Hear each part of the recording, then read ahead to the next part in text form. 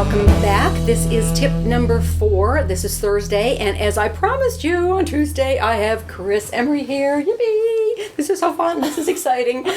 Kris is a production executive at Comedy Central, and she has kindly driven all the way here to be with us today and share her expertise, because what tip number 4 is today is the target list.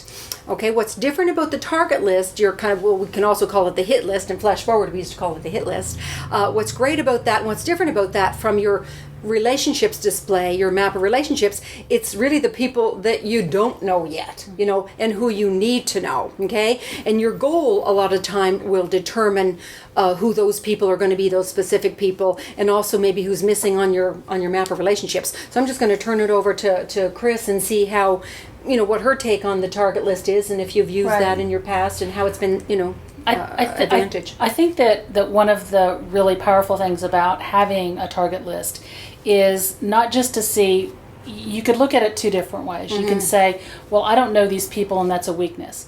Or you can use it as an opportunity and say, you know what, this is now going to be what I'm going to do, and I'm going to get to these people no matter what. And one of the ways that you can do it, first of all, obviously, is to look for ways of introduction.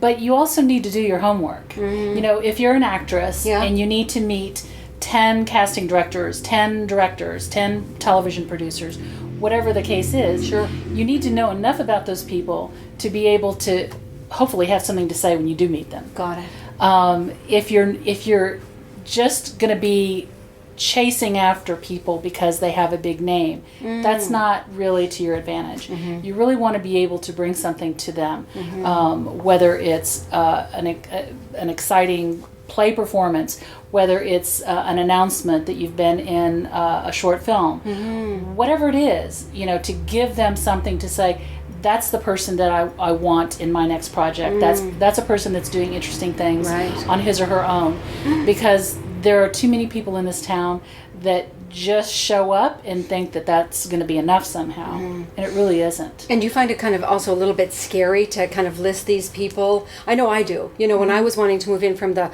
lower budget world to the bigger budget world as a producer, you know, it was scary just even writing out those names of the people that I knew that I wanted to meet. Exactly. You know, it kind of really took me out of my comfort zone. I was really good at my map, you know, of like keeping relationships going, nurturing those relationships, but when it came to like filling in the gaps of that map, or going to the people that I needed to meet for my new specific goal of moving into that bigger budget world, all of a sudden it was like kind of scary. Have you noticed that for yourself, and what would you recommend for that? I do notice that, because even now, even in a corporate job, there are a number of times that you still have to keep current. You still need to know who's in the world that you are either working in or need to be working in.